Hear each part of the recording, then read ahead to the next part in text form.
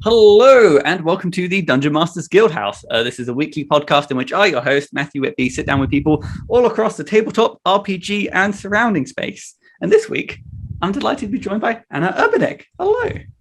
Hello, how are you doing? I'm doing really well, thanks. Yeah, just kind of again, I'm repping the DMsGuild this week, so that's kind of how I'm doing things. What about yourself? How are you doing? Pretty good. Partially frozen because Finland, but other than that, perfectly swanky. I would say it is the season, but I imagine there's a point in which cold December's just kind of they're not feeling that like festive anymore. Well, if you looked outside, you can't. But if you did, like all of my neighbors have all the lights up, so it's really pretty. No, lovely. Well, there you go. So that's you got to find the silver lining, despite the fact that stepping outside is unbearable and freezing. It hurts my face, yes. So, Anna, for the people listening, then let's jump straight into it. What kind of things have you been making? Right. So you might actually know me from one of the biggest projects we've done so far in Double Proficiency Studio, which is Herbalist Primer. We had a pretty successful Kickstarter earlier this year. I feel like that's being quite modest. Fairly pretty. It was pretty successful. Very much. Yes, and we are just moving to fulfillment with the digital version being available this or next week, depending on how long the proofreading is going to take. Wow. But yeah, we're almost there with fulfillment. After that, just print and shipping, which obviously takes more time. Yeah. So yeah, I was going to say, I've inadvertently timed this podcast well. You actually did, yes. Yeah. So as well with them. So you're one half of Double Proficiency, and I imagine you guys have been working for a wee while before kind of the Herbalist Primer came around.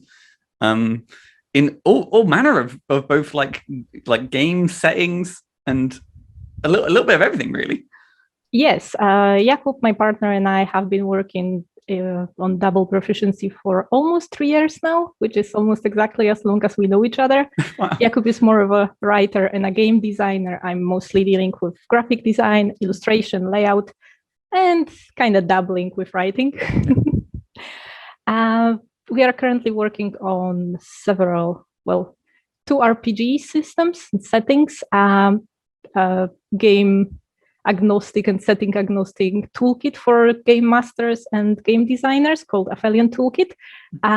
We're also releasing series of setting agnostic guides to environments and biomes and decks of cards with encounters and wonders and mysteries called Wayfarer's decks. So I have to ask, particularly again, just because it comes up well with all the kind of like it's the Globetrotters guides, which are like the little kind of there's a big kind of like herbal and kind of naturey theme to a lot of the. Are you a botanist by any chances, or just like a? I'm not a botanist. I'm a librarian actually by trade and education. But all kinds of environmental sciences were always very close to me, and they are also very close to Jakub. So Jakub and I found ourselves on this intersection of role-playing games and environmental sciences. I'm more into botany, he's more into astrophysics, but we do find a lot of things in common. We also live in the middle of nowhere, in the middle of a forest, in the middle of very forested country. So this whole druidic vibe is very, very strong in this house. So typically, like with my line of questioning, I always like to go back to like right to the start. But seeing as we're kind of talking about like just botany, which I like the word. I like the word botany. For like the Herbalist Primer in particular. I'm going to go for a pun. What was the siege? Where did that idea come from? Well, the absolute start of it was about 25 years ago. Oh. This is a journey. Wow, I didn't know I was actually going all the way back. Yes. Like my mom and her mother and older sisters, they're all gardeners and herbalists and creators of various elixirs, mostly alcoholic. So one of my aunts is a pharmacist, and basically when I was about 7, I picked up a book on like pharmaceutical Latin and started learning about alchemy, and I didn't really stop since. Wow. So I guess it's like, so wow, okay, there's this, I have so many questions. Ask them. No, so I guess so I'm going to start with like, what's kind of fascinating is, I imagine, again, with your skill set as kind of like a librarian, it must be kind of that research process of finding out information must be really, again, one probably easier than most, but also really kind of fulfilling. Yes, I love research. I guess, like, how far down the rabbit hole have you gone with some of the projects?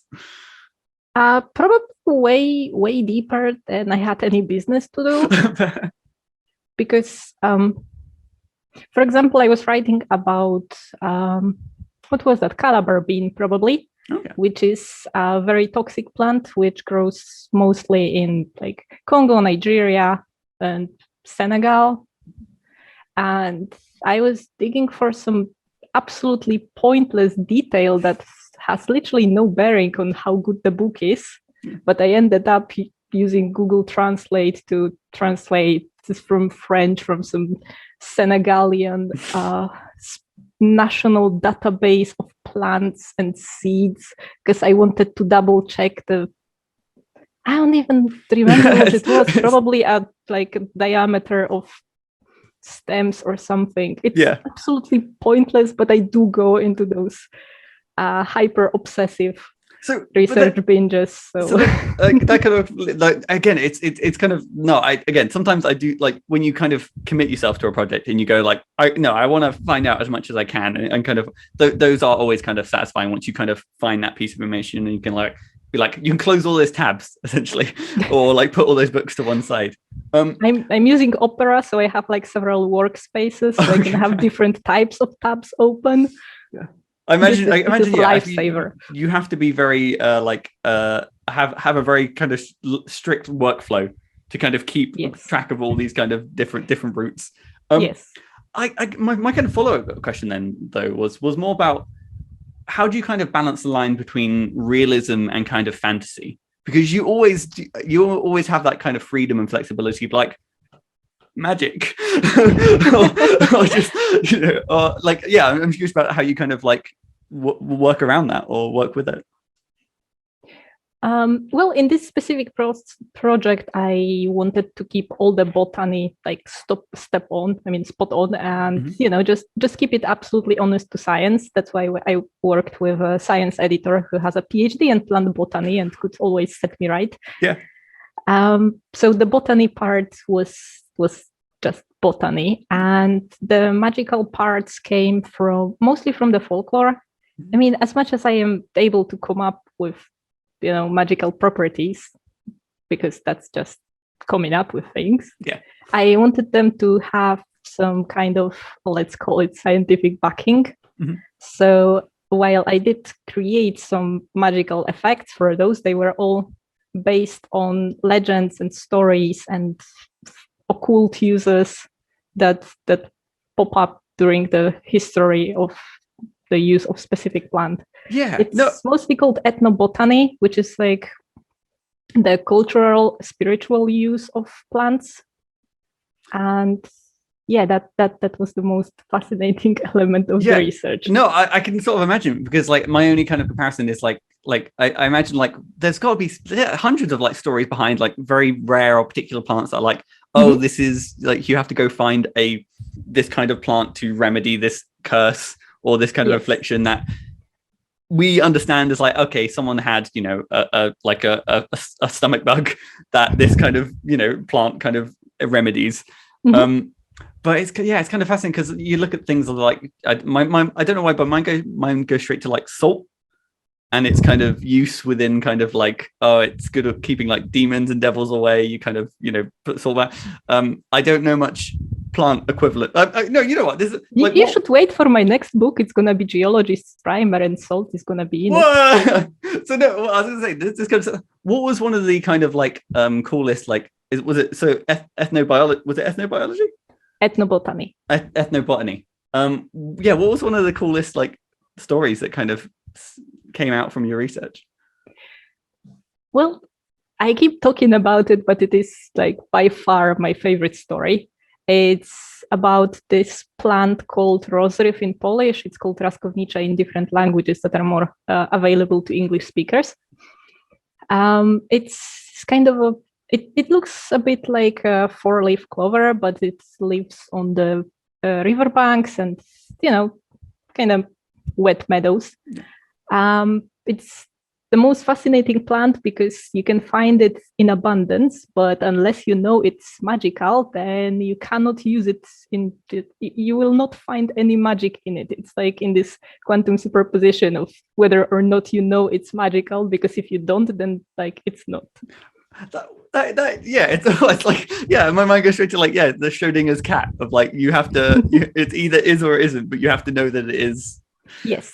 And once you have it, it can tear open the ground and find hidden treasure, or it can rip open the sky and bring the rain, or it can rip through all kinds of iron, so you can open locks with it, or tear through the bars and stuff. And the trick is, like, to find it, that people generally don't know how and don't know where, but animals do. So what you do is you're finding a hedgehog or a mole or something, wait until it leaves the house, and then you build a fence around its house or its burrow. And so that way the animal can't go home. So the moment it arrives and can't go home, it will go on an odyssey to find this magic plant, and, then you just take it from the hedgehog. I mean, I like that. Other than kind of locking a hedgehog out of their house, which sounds a little mean. I know, it's nasty. It's a Slavic legend, and to be honest, most of the Slavic legends are kind of with unlikable protagonists. But I mean, at the end of the day, it's like once you have, the plant and stuff, you can just let the hedgehog back home. You don't have to like. It's still an extortion. Little one. But.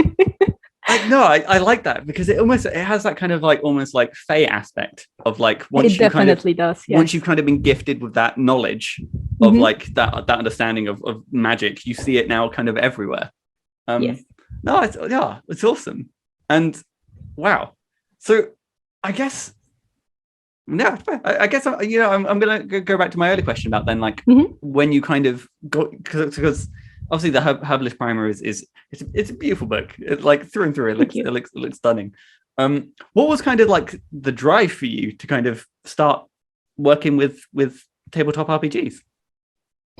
Well, I picked up the tabletop RPGs when the third edition D&D came out in Poland. So I was like 12, maybe, and I only had my brother and my cousin to play, so there were only 3 people. So we had this round robin type of GMing because we didn't know it was supposed to be one person. Everybody wanted to play. Yeah. And we very quickly started homebrewing because I was playing a ranger, and the rangers were a very sad affair in 3rd edition D&D.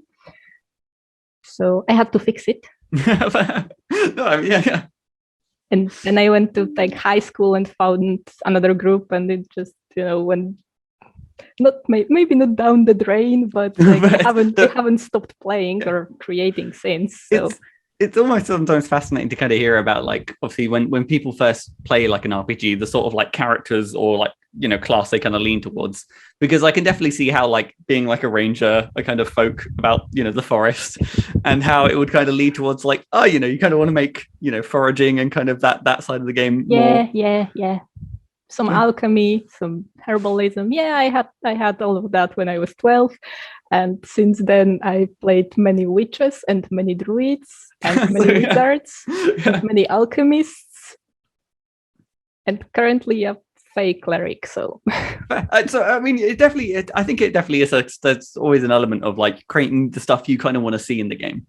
Yes. And that kind of always comes through because it's coming from a place of like your own interest, your own kind of, and similarly, like there's always that case of like, if you're really passionate about something, chances are someone else is kind of as well.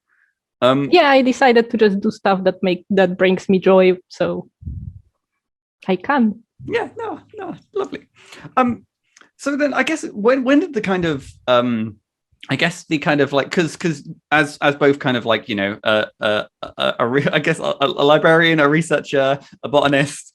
Also, you handle like a good amount of kind of layout as well. Yeah. When do you kind of like start experimenting with that side of things? Oh, I was always working on some kind of a school newspaper or something. Okay. So I actually picked up like basic layout skills when I was 10. Wow. Okay, fair enough. And then I went to uni to study librarianship and information science, and we had a lot of desktop publishing and layout there as part of the studies. And then I started working as a graphic designer and made books for wargaming. So that's just my job. No, I must admit, like, so everything I'm hearing from you, Anna, is the fact that it seems like from birth you're just the perfect tabletop RPG creator. Like, every aspect has kind of fed into kind of like helping you in one way or another. It's my destiny. You could or maybe I'm just embracing the skills I already possessed to make money out of No, I like the, again, with RPGs, we have to go with the destiny. It's like, even if you try to fight it, you would always work your way back to doing RPG work and everything. Yeah, that's true. Like people have hyper focuses, and tabletop RPGs is mine. Yeah. So I'm curious then. So before kind of double proficiency kind of got started, what were some of the, like, were there some of the projects that you kind of sunk your teeth into, or was like forming double proficiency the kind of, I guess I don't know, like the next step? Before that I was mostly doing home brewing for my campaigns, and I was working for Warlord Games, so like a wargaming company in UK, and a couple other companies as a graphic designer. So I didn't really have time to, sunk my teeth into tabletop RPG professionally. But the moment I started, well, yeah, it kind of went. So again, and what's kind of amazing is I'm kind of scrolling through some of the kind of stuff you've worked on as part of like double proficiency. I mean, you've got like, again, the Doctor Who series, you've got like Earthdawn, you've got like Adventure Tactics, you've got like the road trip planner for Wales. We all do odd gigs. Yeah, no. Who doesn't love Wales? I really like Wales. Yeah, I'm curious. Is there like again, not to kind of like single out any projects, but what were some of the kind of, I guess most exciting, or like, the ones you kind of enjoyed kind of sinking your teeth into the most? There's a couple. I mean, there's obviously a lot of them because I wrote about them in my portfolio. But what I loved was working on Inspirials, which is a game by Hatchling Games. Inspirials is this Arthurian Celtic-inspired game that teaches kids how to use sign language. Oh, wow. It's absolutely amazing. The art is beautiful, and I was so happy to work on it. And they actually started the Kickstarter launch page for Over Isles, which is going to be the game for a slightly older audience in the same universe, and also with teaching sign language, American and British. So check out Over Isles somewhere. No, that's such a fascinating concept, that kind of like intersect between like obviously like games for fun and games for like educational purposes. And it is kind of somehow like again, it's well kind of documented that like sometimes gamifying something makes it that much easier to learn. And definitely, especially when you're learning and you don't think you're learning. Like, I'm sure there's dozens of people who learn how to count thanks to dice, or it all kind of adds up. And yeah, again, another sort of series of kind of like, again, just I'm looking at like Inspirials now. It's so pretty. I think, is so pretty. Yeah. Oh, nice. So then I guess to kind of like, pull back and look at like everything as a whole then, would you say that you like, well, I guess when you come to decide to do a project, where are your ideas kind of coming from? Is it still kind of very much inspired by your own home games, or have things kind of developed now as you kind of kind of kept doing things?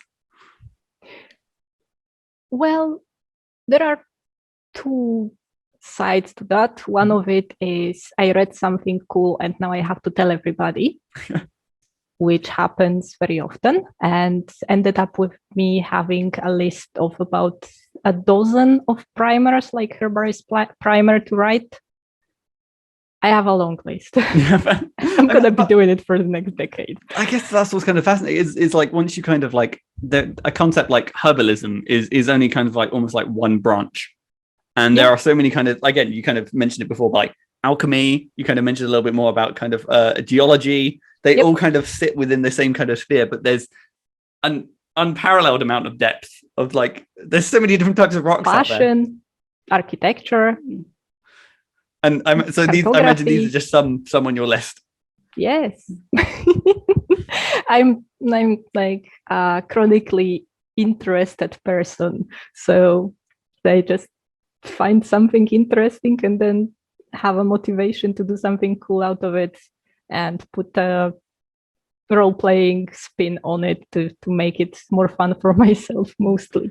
Well, because I think what's kind of fascinating is the fact that like they clearly, like these sort of products clearly kind of feel like a niche. And I feel like there's so many elements where like it is at that point of like I want to be like a herbalistic ranger.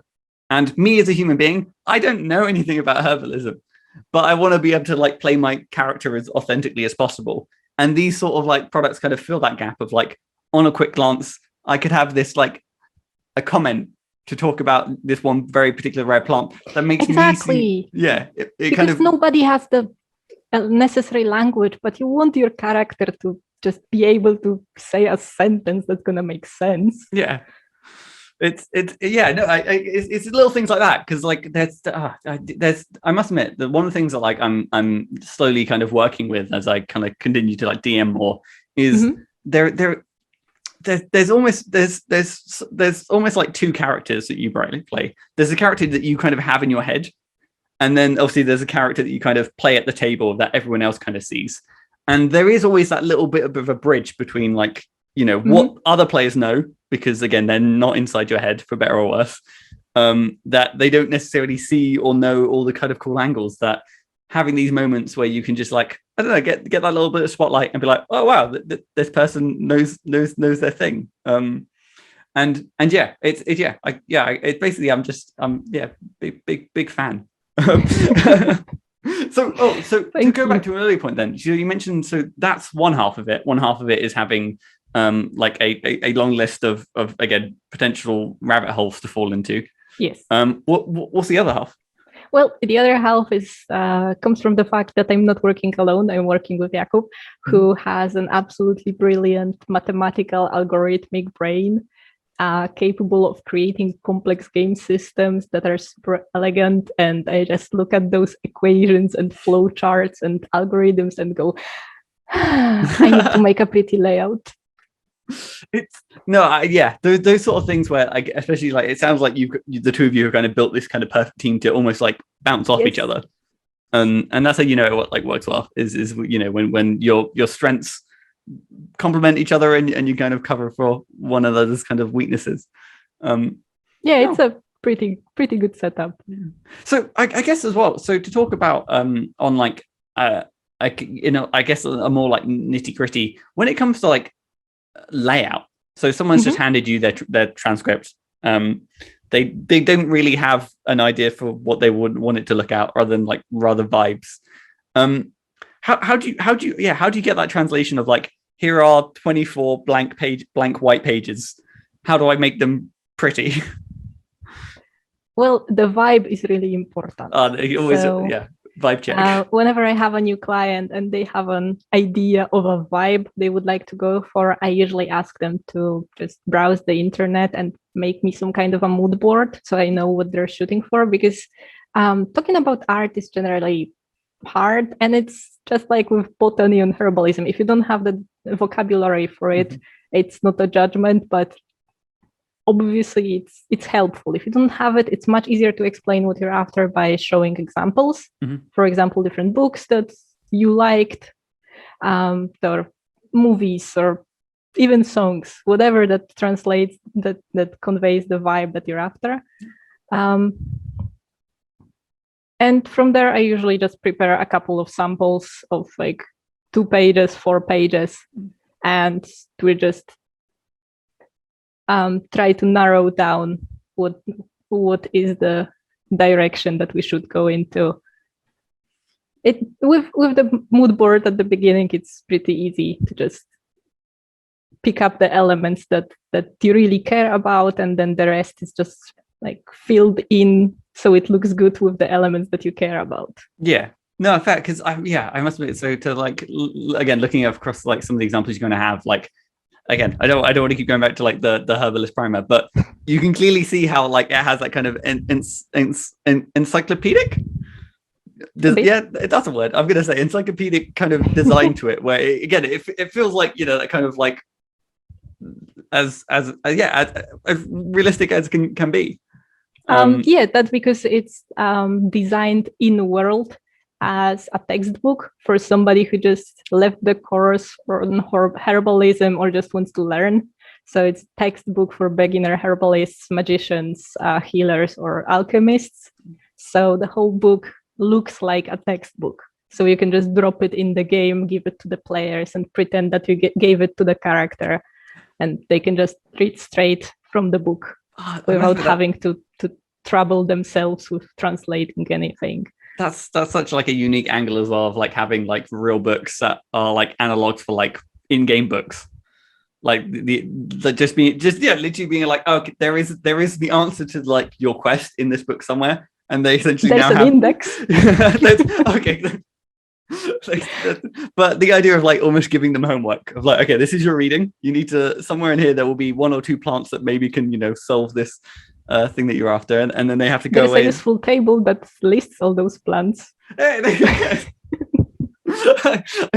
made it as easy to use. Literally, there's no getting out of it. You're gonna get the answer. Like, it's gonna be as easy as possible, in and out.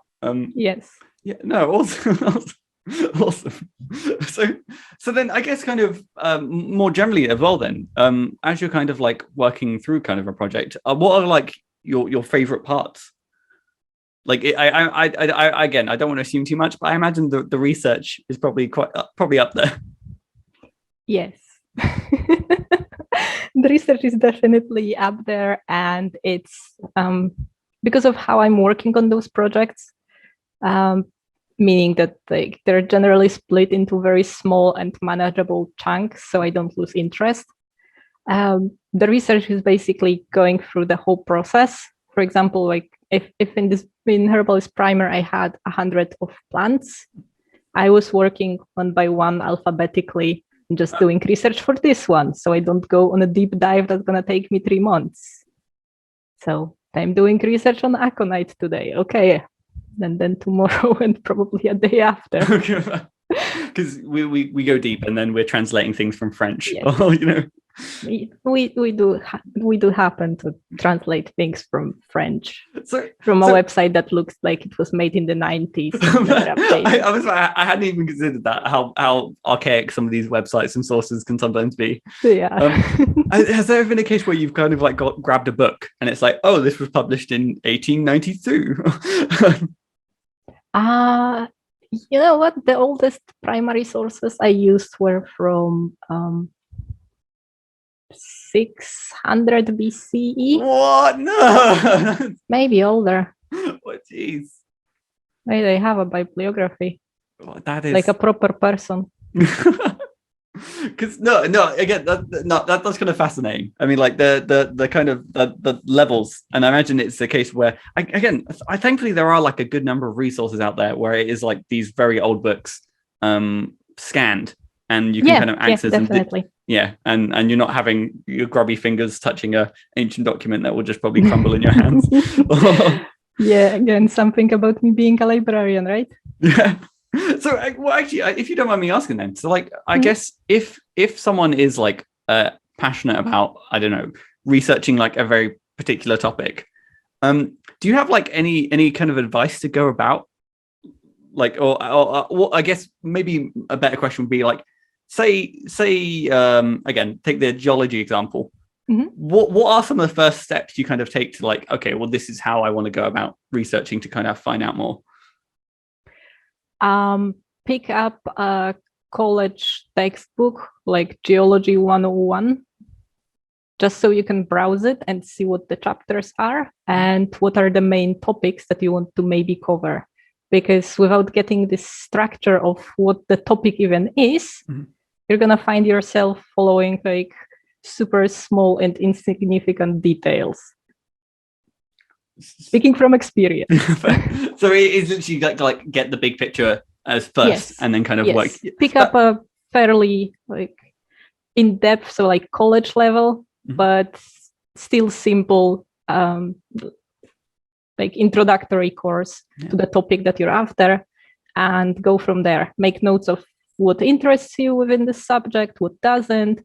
If you need to learn like specifically some chemistry or then physics or I don't know, Mandarin for it, just make notes so you know what you don't know. Yeah, I guess, and there was always that flexibility of at least starting big when you kind of realize that maybe even at that concept, you're like, this is probably too much detail than I personally want.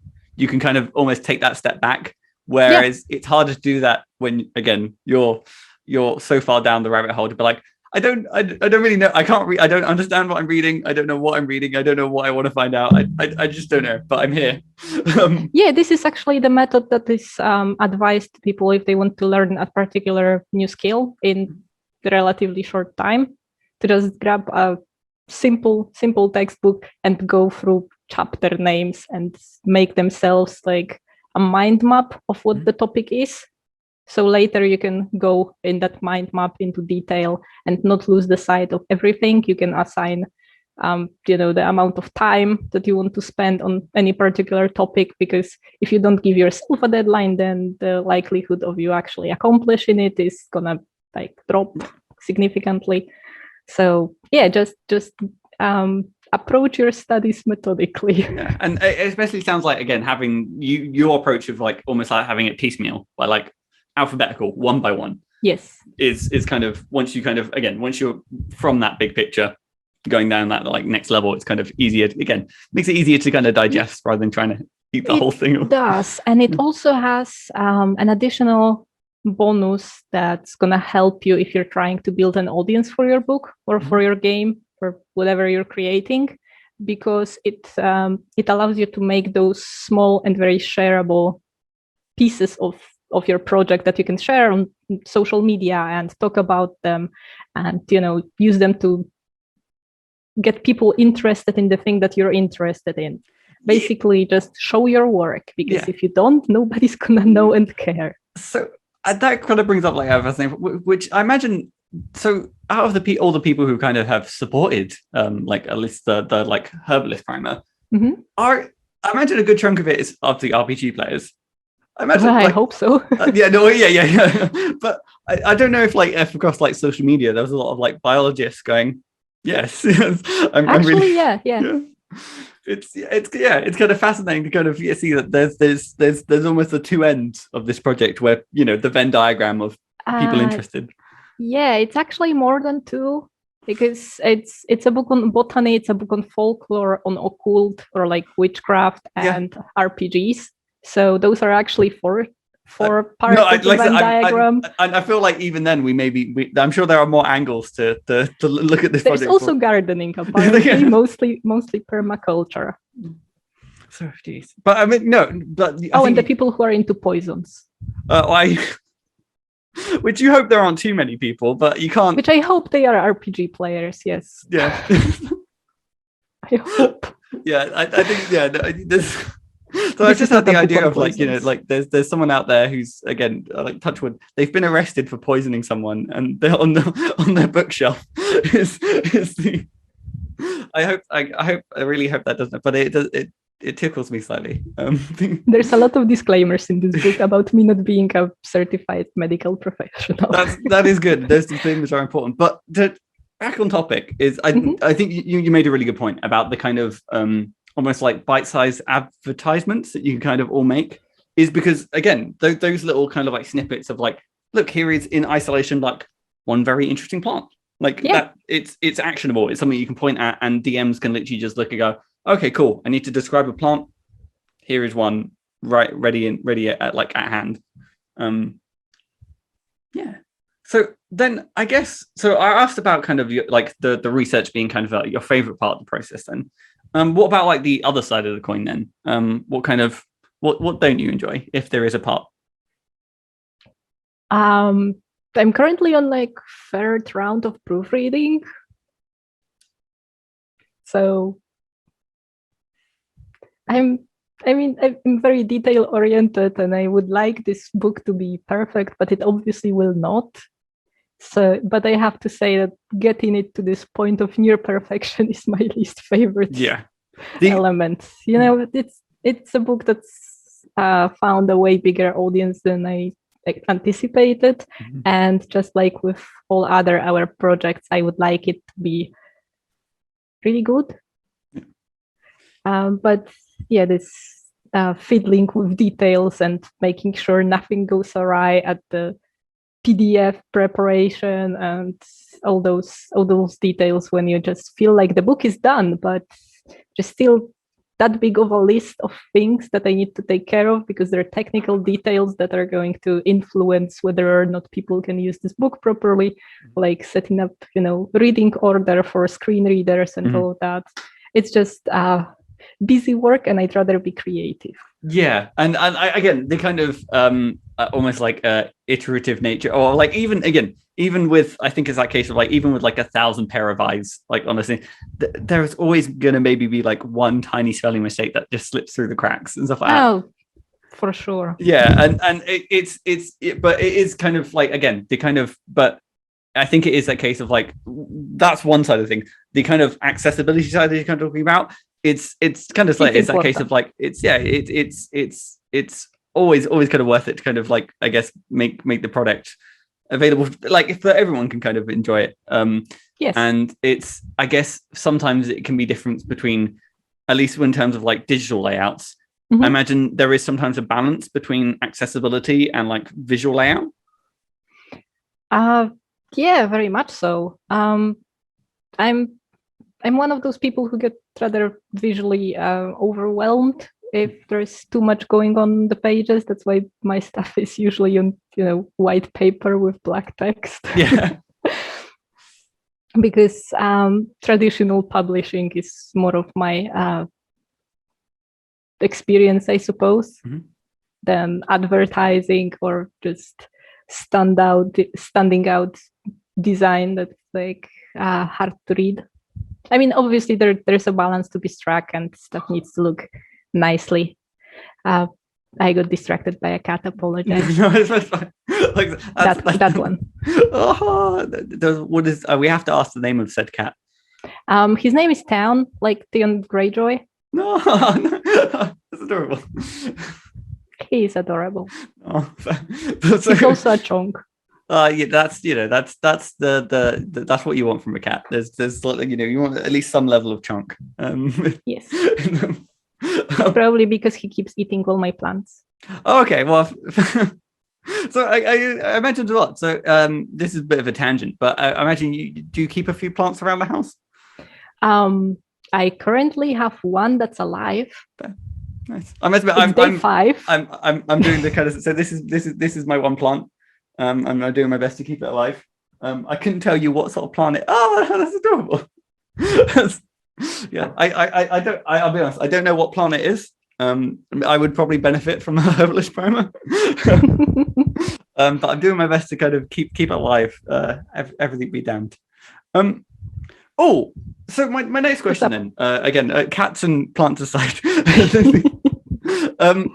over everything that you've kind of done from like start to kind of finish, mm-hmm. has what is like a design choice, whether it's just in terms of like the writing side or the layout side, that you're quite proud of? Well, I think my best idea ever was to go with stuff that's absolutely game and setting neutral. Because I'm not really one for writing game mechanics. My strengths lie elsewhere, and I'm happy I decided to capitalize on them. because I know how struggling I would be if I had to come up with mechanics. Although now that Jakub is almost done working on this Appellant Toolkit, I think I'm gonna actually try because it's gonna be super easy, barely an inconvenience. Yeah.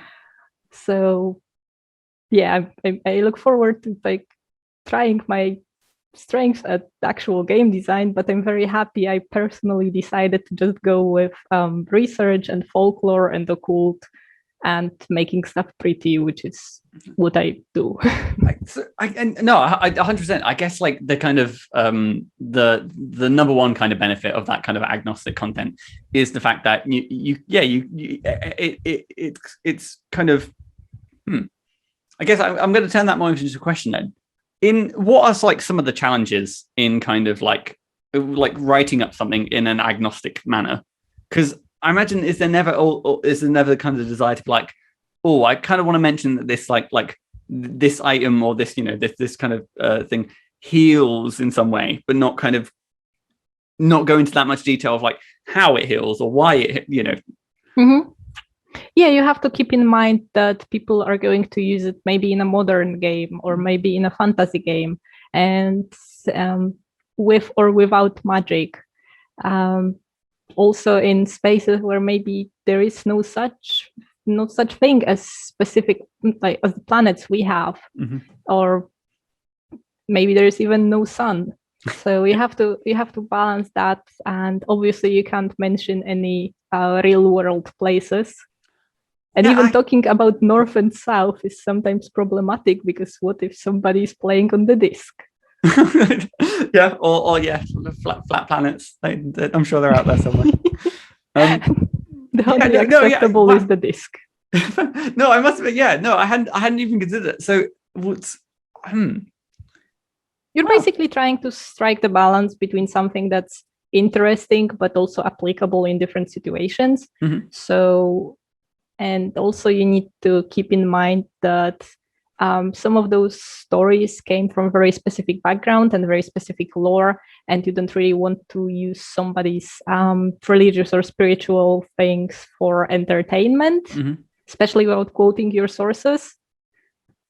So it's a balancing act, but I think it's worth it because it has the wide appeal and it's very useful, and it takes away the potential effort by the game master to make it usable in their game. Yeah, because I imagine again, it's always about like I guess bridging that gap between like an accessible, easy to go kind of resource, and obviously just again, if you were to kind of run these kind of like world building kind of tools into any kind of particular setting, it then becomes more laborious for the the GM to kind of pull it out of that system. Whereas it's easy to kind of almost have like a multi-purpose tool. It fits everywhere. You just have to add that. Some assembly will be always required. Yeah, and again, I guess it's one of the things of like never really assuming, like understanding the purpose of the tool, but never assuming its use in a way that like this can do all sorts of things. The DM can do whatever they want with it. With it, even if it is putting it on a sunless disk planet. I mean, that's the GM's choice. So they're responsible for the trouble they are creating for themselves. Yeah, if they put something there and the players are like, wait a minute, there's no sun. How is this growing? And that's their problem. They can find whatever solution they need to kind of answer that. Yes. No, awesome. And then I guess to kind of round off the questions about kind of like your creative process and the things you go from a start of the project to the end of the project. Has there been any like particular like lesson that you've learned that you wish you learned kind of sooner along? Probably the one about actually telling people what I'm doing. Okay. There is a really good book called Show Your Work by Austin Kleon. And I highly recommend it to everybody who wants to make a living making games or writing books.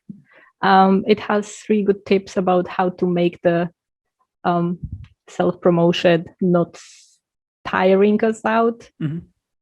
Because obviously many people struggle with talking well about themselves and about the stuff they're creating. And I know I also had to go through this process of telling myself it's okay to tell people that I'm interested in something. Yeah. And also make a newsletter on your website if you haven't yet. Yeah. No, it's okay. No, I feel somewhat attacked because I've made a newsletter. I haven't started sharing it out yet. So this is the kind of call to action. Yesterday. Yeah. Okay. No, seriously, it's that's gonna be the most useful for you if you want to build your audience. So I guess it's I'm 100% kind of with you, is the fact that advertising, again, it's what we go back earlier about developing any sort of skill. Mm-hmm. Advertising in itself is a skill. It is. And it some people are naturally advertisement prone. I don't know if that's some people are just born advertisements. No, I think the one thing that I always sometimes struggle with is the fact that there's always that urge to kind of advertise the new and shiny when you have a whole back catalog of things that you could again, you can advertise any of them anytime you want. You don't need a rhyme or reason, and you probably should advertise things more often than you think you should. Yes, especially on social media, because the chance of your followers actually seeing the thing that you posted is very small. Yeah, and I think I don't know why I'm big about bridges this week. It's that, bridges are great. Bridges are great, yeah. But it is that bridge between obviously your perception of the social media is obviously you're seeing it through your angle. So when you tweet something, when you post something, you see your post right there. So there is the assumption that I can see it. Why is everyone else not seeing it? Fair. But show your work. I'm gonna write that one down. Yeah, just share something small every day. Just show the process, the thoughts behind it, and people are actually going to be interested if you're interested in it. It does feel like shouting into the void from time to time, 80% of the time, but the 20% of time when it works really well, and it's worth it. Yeah. So I don't want to if I don't want to say, but it sounds like the kind of classic shotgun approach of if I'm shouting from the roofs loud enough and frequently enough, eventually someone's going to hear and maybe not tell me to shut up. I've read a lot of books on marketing and advertising lately because we just opened Double Proficiency as an actual company. So now I have to do stuff, not just freelance. So I've been trying to learn a bit more about the actual running a business thing, which maybe doesn't sound like, a home brewing game designer that's just scraping by. But again, it's I think I particularly for the people who kind of listen to this podcast, again, that kind of aspirations, I'm sure for many of them, is that kind of routine of setting up their own kind of freelancing company. And kind of going the path of double proficiency.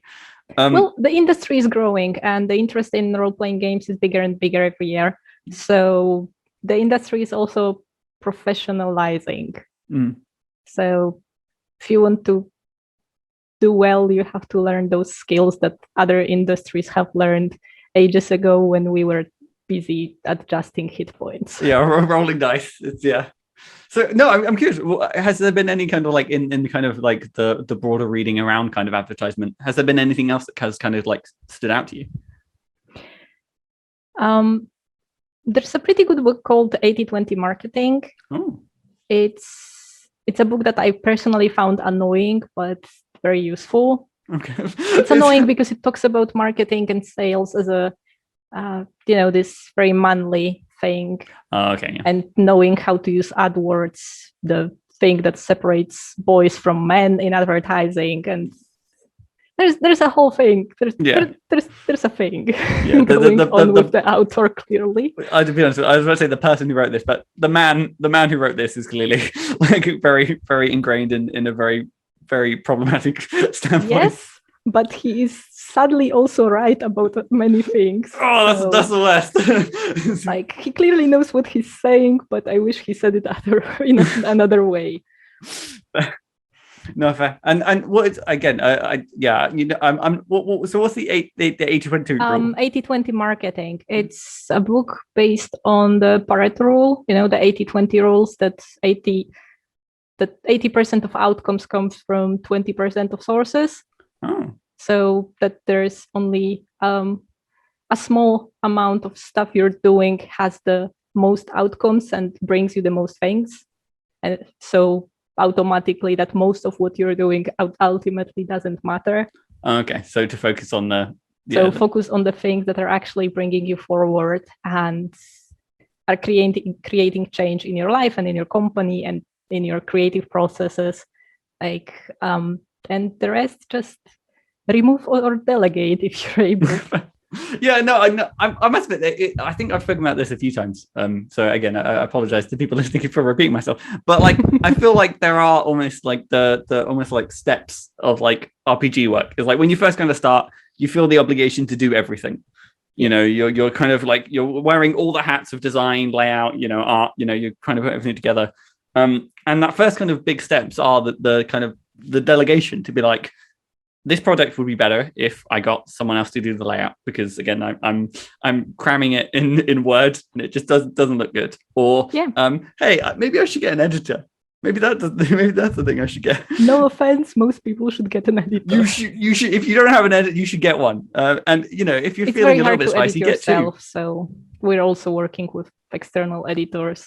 Even if we are editing other people's stuff, we usually get editors for our stuff. Because I mean, you kind of mentioned as well. I mean, like you're like the kind of to like have that kind of like well, I don't know what to call it, like, but that tier of like, again, you're not getting just editors, you're getting kind of like domain specific like editors to kind of go over in it's again just I guess it goes back to like delegating the right people for the job.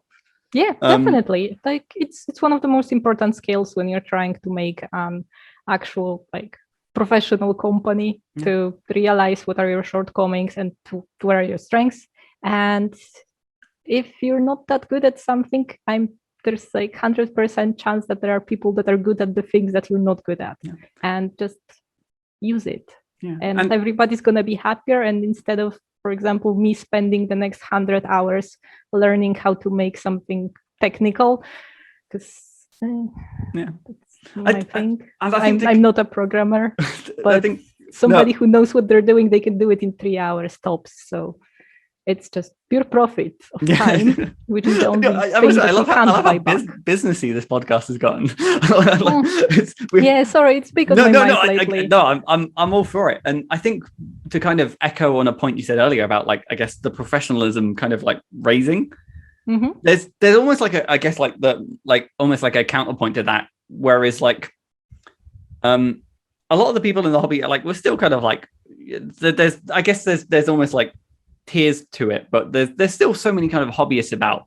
Sure. And it is that case where if there is someone who you kind of you appreciate their layout work, you've seen the products that they edit, you like, or you like the way they kind of design mechanics, just ask them. Just yes, just reach out. Like honestly, I think we are all hobbyists. We're all hobbyists, and I think it is easy to kind of I don't know, like almost like celebritize. Or like like hold on like a pedestal and just that's pointless. Yeah, just chat to people. I mean, we're all people. We're all here rolling dice. I think totally. I mean, I have a business, sure, but when I'm not working on double proficiency, I'm homebrewing spells for my cleric because it's a Twilight cleric, and there's not enough cool spells for them. There's no stars. There's hardly any stars. No stars. Yeah. And I have this astral elf that's been away from like 900 years from the material plane, and I need spells that are going to work with her adopted Fey heritage. Which is not heritage, but she spent 900 years in the Feywild, so I need stuff. I need to. That is a really cool character concept. Like, if they weren't in the material plane, where were they hanging out? Feywild. That makes more sense. We're playing in a slightly different world, so it's actually Otherworld, which is this Welsh version of the Fey realm. So it's super deadly, but yeah. I mean, even again, not to get too off topic, but yeah, I think the Feywild is always. I think like that's what some people miss is I think the Feywild should be deadly. It is literally it's everything turned up to 11. Like nothing is like normal. Everything's vibrating and buzzing. There's like so many colors. Everything's going to kill you in some way or another. Yes, especially if it's very pretty. Oh, doubly so. Like if it looks beautiful or in any way, shape, or form, it's probably definitely lethal. Yeah.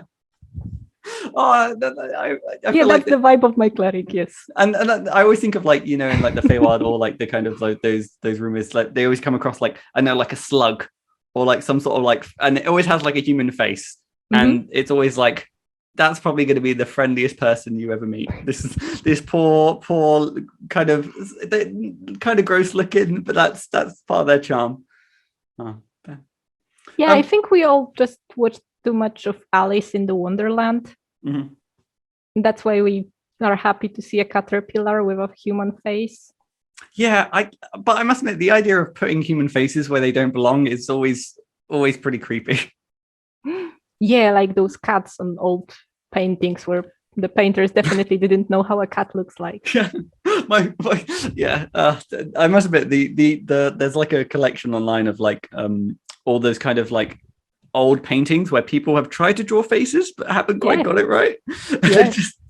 I know what you're talking about. Yeah, it's pretty fun. I hope it's nothing but memes. It's good meme potential. Oh, back in the day, they had no like again that was their memes. Instead of like 2 minutes to put like an image together, they spent about 2 to 3 weeks painting something to come out the way that it did. And wrote a lot of graffiti actually. Yeah, no, I think some of my favorite ones is like the ones coming out of like Rome. The Pompeii ones. The Pompeii as well. There's so many of just like weird and awkward stuff. Yeah. Just men graffitiing about their genitalia. You know how it is. And their lovely wives. And they're lovely. Well, Anna, on that note, we've kind of that's a good segue. Chatting about like the kind of the professionalism, like involving the community at large. Who are some of the people in the community who have been kind of like, I guess, like sources of inspiration for you? Momatoes. Have you seen Ark? I haven't seen Ark. You haven't seen Ark, the RPG? I don't think I have. Again, it may be the case where I might have, but go and look for Ark by Momatoes. She's a Filipino designer, and her art is absolutely glorious. Ark is a project that's like 100% hers, like illustrated, written, designed. It's a game in which you're trying to stop the apocalypse. And it's absolutely astoundingly beautiful. Yeah. She also created this solo game called The Magus, where you are playing a mage that threw away everything in pursuit of power and now is sitting in their tower and reminiscing about their life and what they sacrificed in this pursuit of power. And it's a trip, and it's so beautiful. It's very artsy, but not in a pretentious way. No. Just very, very artistic and very beautiful. I definitely do like the kind of the approach of like almost like the journaling games. Yeah, and Ark was actually listed today in a Polygon's article about the best indie games of the year. So that was I think it was number 1 on that list. If not, it should be. It absolutely should be, and I'm like very happy every time I see it. I mean, in fairness, I think that's I think that is the sign of like a very kind of heart. I don't know what the phrase is, but like a source of inspiration. The fact that like any time, regardless of what this individual is doing, it's kind of like yeah. I see something made by Momatoes and I go like, yeah. That's what you want again, and to be able to kind of almost like take that inspiration, channel it into your own work, to be like, that's kind of what you want. Yes, I want to try different drawing styles because of her, and I didn't have the time yet, but I'll get there. Once you're done with geology, then you can maybe fit in some time to do some doodles. Maybe I can, yeah. Yeah, maybe. Looking at the time, Anna, we've done it. Yes. we've done it. We've both survived. That's awesome. It's thank you so much for joining. It's been honestly, this has been one of the most insightful podcasts I've had. It's been fantastic. That's sad. Go on, don't take yourself short. This has been fantastic. But as always, I don't want to end the podcast without hearing some of the cool stuff that you're currently working on. And where can people stay up to date and make sure they don't miss anything. Right. So aside of the projects that we've been talking about all this time, Jakub and I are working on this game system called Appellant, and we're going to be releasing an Appellant Toolkit, which is going to be basically a settings agnostic set of mechanisms, algorithms, and different tools for game masters and game designers to use in their games, facilitating, for example, a more interesting melee combat or a spell system or exploration system or quick method of creating NPCs and like all kinds of stuff. It's going to be awesome. And we are also working on 2 games that are based on the same mechanics, just come with settings, which is Project Appellant, which is a hard sci-fi strategy game, which kind of melts the elements of like 4X strategy with trade, politics, exploration of the solar system, and a lot of strategy and like faction play. Yeah. Plus spaceships, of course. Yeah, I mean, you have to. You gotta have spaceships. And also we're working on Aurora RPG, which is going to be this space fantasy, science fantasy in space, so deep that it's basically an ocean. Oh, okay. Just imagine floating islands just in magical mists with giant space dragons flying around and eating space plankton. So it's going to be dragons and then space plankton. You had me on a spectrum there. Yes, it's going to be a game of exploration, survival, and base building with all kinds of like cosmic horror and wonder. Wow. So if you're interested, just go to doubleproficiency.com, and I would suggest signing up for our newsletter, which goes out every week, and you will be up to date on all of our cool new stuff, because we're releasing a lot of things every month, and there are some pretty cool things coming. Nice. So again, as always, there'll be a link to the newsletter down in the description, so people can just click that and get on it. Wow. I thank you again, Anna. This has been a delight. I'm a delight. Yeah. Oh, shucks. Well, I'm also a delight, and I've been really Whitby. You can find me at Whitby Writes. I don't think I have anything coming out immediately right now, but I'm also going to remind people that I'm a herald of the DMsGuild, and I routinely do shout outs every Wednesday.